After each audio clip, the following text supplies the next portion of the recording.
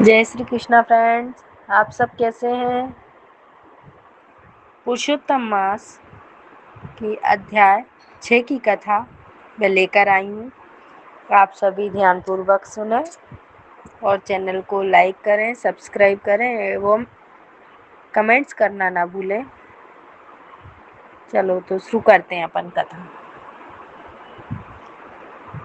देवर्षि नारद ने भगवान नारायण से विनम्रता पूर्वक पूछा, हे प्रभु, जब भगवान विष्णु अधिक मास को लेकर गोलोक पहुँचे तब वहाँ क्या हुआ, तो कृपा करके विस्तार से बताइए।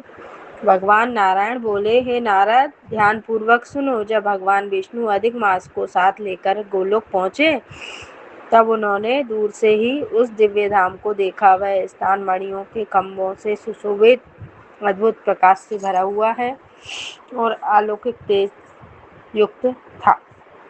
उस तेज को देखकर भगवान विष्णु के नेत्रों में कुछ समय के लिए चकाचौंध हो गए।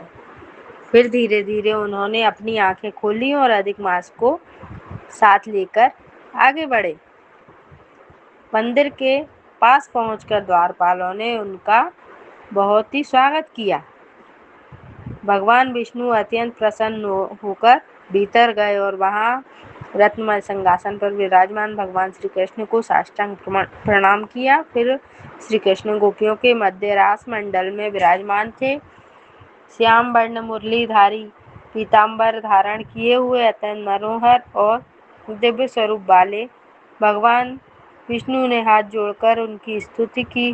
बोले, हे गोविंद, आप गुणों से परे, अविनाशी, अद्वितीय और संपूर्ण सृष्टि के आधार हैं। आप राम रासलीला के स्वामी, भक्तों के प्रिय और परम आनंद के स्रोत हैं। मैं आपको बारंबार प्रणाम करता हूँ। स्तुति के बाद भगवान विष्णु को श्री कृष्ण की आज्ञा से सिंहासन पर स्थान मिल गया और वह कांपते हुए अधिक मास को आगे लाकर श्री कृष्ण के चरणों में प्रणाम कराया। तब भगवान विष्णु ने आश्चर्य से पूछा,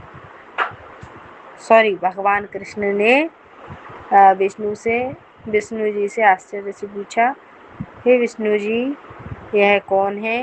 यह यहाँ क्यों आया है और यह इतना दुखी क्यों है? गोलोक में तो कोई भी दुखी नहीं होता, यहाँ तो सब आनंद से रहते हैं। यह क्यों रो रहा है? तब भगवान विष्णु खड़े होकर विनम्रता से बोले, हे प्रभु, यह अधिक मास है, इसका कोई स्वामी नहीं है, इसलिए सभी इसे तुच्छ समझते हैं। इसमें सूर्य की संक्रांति नहीं होती, इस कारण इसे अशुभ और मलमास कहा जाता है। सभी शुभ कार्यों में इसे वर्जित किया जाता है, इसका अपमान किया जाता है। वे आगे बोले, हे नाथ, अन्य सभी महीने, काल, ऋतु और संवत्सर अपने अपने स्वामियों के साथ सम्मानित हैं, परंतु यह अकेला और निराश्रित है। इसी कारण यह अत्यंत दुखी होकर मरने का विचार तक मन में बिठा लिया था इसने। तब यह मेरी शरण में आ गया और मैं इसे आपके पास ले आया। इसका दुख अब आप ही दूर करो, जिससे केवल आप ही दूर कर सकते हैं। भगवान विष्णु ने आगे विनती की, हे प्रभु, वेदों में कहा गया है, आप दूसरों के दुख को सहन नहीं कर सकते। जो आपकी शरण में आया है वह कभी दुखी नहीं रहता, इसलिए इस अधिक मास का पर कृपा कर इसका दुख दूर करिए। मेरा यह आना तभी सफल होगा।